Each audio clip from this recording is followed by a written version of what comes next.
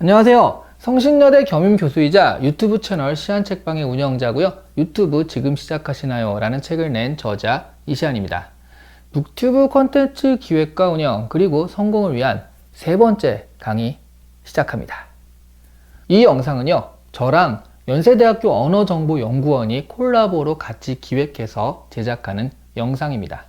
연세대학교 언어정보연구원은 한국연구재단에서 주관하는 인문한국 플러스 사업을 주관하고 있는 연세대 내에 있는 연구소입니다.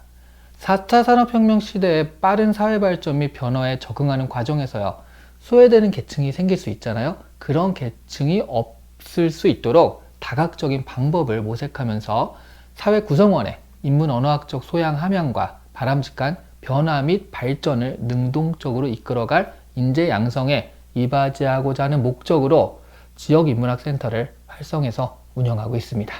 북튜브는요, 장점과 단점이 정말 뚜렷한 콘텐츠예요. 그래서 북튜브를 시작하시기 전에 그 장점과 단점에 대해서 명확하게 인지하고 시작하셔야 시행착오가 좀 덜 하실 겁니다. 북튜브의 가장 큰 단점은요, 유튜브 내에서는 마이너 분야라는 거죠. 4, 5년을 꾸준히 그냥 탑급으로 그냥 잘하는 식으로 북튜브를 운영해도요, 10만 명 구독자 넘기가, 이 구독자 모으기가 만만치가 않습니다. 북튜브 중에서 10만 명 넘는 채널들을 가만히 보시면요, 기업적으로 운영하면서 광고비 받고 그것을 유튜브 광고 태우는 식으로 다시 굴리면서 구독자를 모으는 경우가 많다는 것을 알게 되실 거예요. 이것에 대한 정확한 프로세스는 제가 다음 강의에서 북튜브로 어떻게 돈을 벌 것인가, 이 문제에서 더 자세하게 알려드리도록 하겠습니다. 아니면 북튜버라고는 하지만 사실은 부튜버인 분들, 그러니까 돈 버는 방법에 대한 책만 계속 소개하는 채널은요, 10만이 될 가능성이 있습니다. 책에 관심 있는 사람보다는요, 돈에 관심 있는 사람은 훨씬 많잖아요. 그것도 아니면 책보다는 인물의 매력에 의존해서 구독자를 모으는 경우도 있습니다. 이렇게 놓고 보면 책에만 집중해서 10만이 넘는 채널은 거의 없다라고 보시면 돼요. 그만큼 책은 마이너 장르입니다. 때문에 유튜브로 안정적인 수입을 벌어보겠다고 하시는 분들은요, 터질 만한 장르를 고르는 것이 조금 더 확률적으로는 좋은 방법이에요. 북튜브의 가장 큰 장점은 지속 가능성입니다. 책을 소개하다 보니까 크리에이터가 빨리 읽을 수만 있다라고 한다면 매일 한 권씩이라도 소개할 수도 있어요. 여러분이 소개하는 속도보다 훨씬 많은 양의 책이 쏟아져 나오니까요. 그래서 책을 그냥 읽어주시는 분들이라고 한다면 매일이라도 업로드 할 수도 있죠. 사실 이 정도로 매일 하는 것은 무리라 해도요, 일주일에 한 번 또는 2번 정도 업로드를 정하면 책은 기획에 대한 아주 큰 압박 없이 잔잔하게 계속 꾸준하게 할 수가 있습니다. 만약 여러분들이 몰래카메라 같은 그런 어떤 채널을 한다라고 한다면 일주일에 하나 올리기도 굉장히 버거운 게요, 정말 일주일 내내 그 아이템을 찾고요, 정말 많은 시간과 생각을 들이셔야 하거든요. 맨날 같은 것을 몰래카메라 할 수는 없으니까요. 하지만 북튜브는 책을 좋아하는 사람이 원래 하잖아요. 원래 일주일에 한 권 정도 읽었다라고 한다면 정말 크게 어떤 부담 없이 원래 읽는 대로만 읽어도요, 그냥 안정적으로 업로드할 수 있다는 거죠. 그래서 저는 북튜브는 취미로 하시는 분들이 하기에 좀 좋은 것 같습니다. 유튜브를 전업으로 하시겠다는 분들이라면 조금 더 돈이 될 만한 컨텐츠를 노리는 게 나을 수도 있거든요. 물론 북튜브도 돈이 안 되는 건 아니에요. 몇몇 북튜버 분들은 전업으로 활동하고 계시고 있거든요. 확률적으로는 그런데 다른 컨텐츠보다는 전업으로 버티는 게 좀 힘든 분야라는 거죠. 책 읽기 좋아하시는 분들 많으시잖아요. 그런데 사실 특별한 일이 없으면 그런 분들도 요즘 같은 영상 시대에 책 읽기가 쉽지가 않습니다. 그래서 유튜브에 일주일에 한 번 업로드 한다라는 마감을 스스로 걸어놓고요, 그것을 지키려고 하면 일주일에 한 권씩 독서를 할 수밖에 없잖아요. 그렇게 자신의 책을 읽는 도구로 유튜브 채널을 활용하셔도 좋을 것 같습니다. 그렇게 꾸준히 하다가 뭔가 잘 되는 것 같다, 이걸로도 충분히 수익이 될 수 있다라는 신호들이 보이시면 그때 전업을 생각하셔도 좋겠습니다. 북튜브에 관심 있으신 분들이 많이 물어보는 질문 중에 하나가 바로 저작권 문제입니다. 저작권에 대해서 한마디로 말씀드리면 저작권에 문제가 될 수 있지만 문제된 적은 없다 라는 거죠. 이렇게 말할 수 있어요. 이게 무슨 말이냐면 책의 내용이 자칫 스포일러가 될 수도 있고요. 출판사 입장에서는 책의 내용을 다 이렇게 알아버리면 독자가 책을 안 살 수도 있으니까 북튜브 하시는 분들한테 저작권을 막아버릴 것 같잖아요.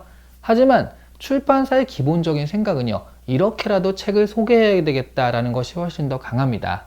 그래서 어느 정도 구독자가 있는 북튜버 분들한테는 책을 보내주면서 리뷰를 부탁하는 경우도 많거든요. 그래서 북튜버들이 책을 소개하는 것에 대해서 출판사가 특별히 문제 삼거나 그러지는 않습니다. 그리고 저작권 안으로 들어가도요, 저작물의 2차 이용이라는 게 있어서 여러분이 저작물을 그대로 사용하는 것이 아니라 책의 내용을 요약, 정리, 아니면 그에 대한 생각 같은 것을 넣어가지고 컨텐츠로 만들면 그거 자체가 또 하나의 저작이 되거든요. 그래서 저작권 문제 자체가 없어지기도 합니다. 이런 경우 책은 인용이 된 셈인데요. 이렇게 자신만의 생각과 이야기가 들어가면 이 사람의 새로운 저작이 된다라는 개념이에요. 문제는 어느 정도까지 책의 내용을 이야기하는 것이 인용이고 어느 정도까지는 또 저작권 침해인지 이게 좀 애매하긴 해요. 하지만 처음에 말씀드린 대로 출판사 입장에서는 많은 북튜버들이 이왕이면 많이 언급해서 책을 마케팅하는 것을 원하기 때문에 결국 뭐 이러저러한 고려를 해서 북튜브의 콘텐츠를 문제 삼지는 않는다는 거죠. 요즘의 소비자들은요, 상품 하나를 사도 유튜브에서 사용 후기를 찾아보고 사곤 하거든요. 특히 비싼 상품일수록 후기를 많이 찾아보게 되는데요. 최근에는 책을 살 때도 이러저러한 리뷰를 보고 사시는 분들이 좀 많이 늘었습니다.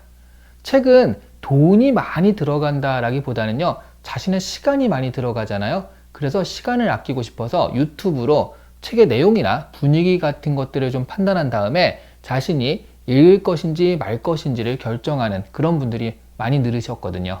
그래서 갈수록 책 마케팅에서 북튜브가 중요해지고 있습니다. 영향력 있는 북튜버는요, 예전 시대의 평론가의 역할을 거의 대체하는 것 같기도 합니다. 그래서 기본적으로는 북튜버와 출판사의 관계는 그렇게 나쁜 관계가 아니에요. 사실 영화는 책보다는 저작권에 민감한 편이거든요. 그런데 히어로물의 양대축인 DC와 마블의 정책을 좀 살펴보면 둘이 좀 달라요.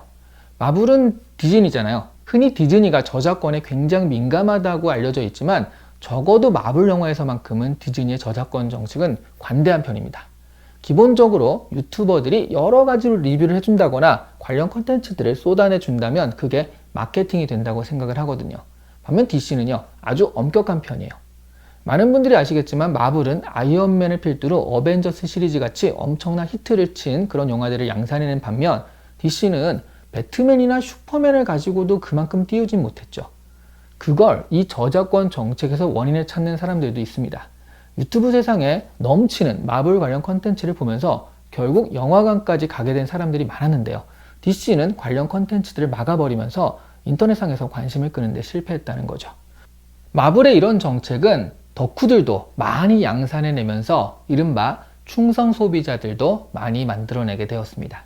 출판사 역시 이런 마케팅적 구조를 이해하는 곳들이 꽤 있어서요. 이런 식의 마케팅을 펼치는 곳들이 몇 군데 있습니다. 이런 마케팅은 최근 베스트셀러 순위에 영향을 미치기도 할 정도로 점점 자리 잡고 있습니다.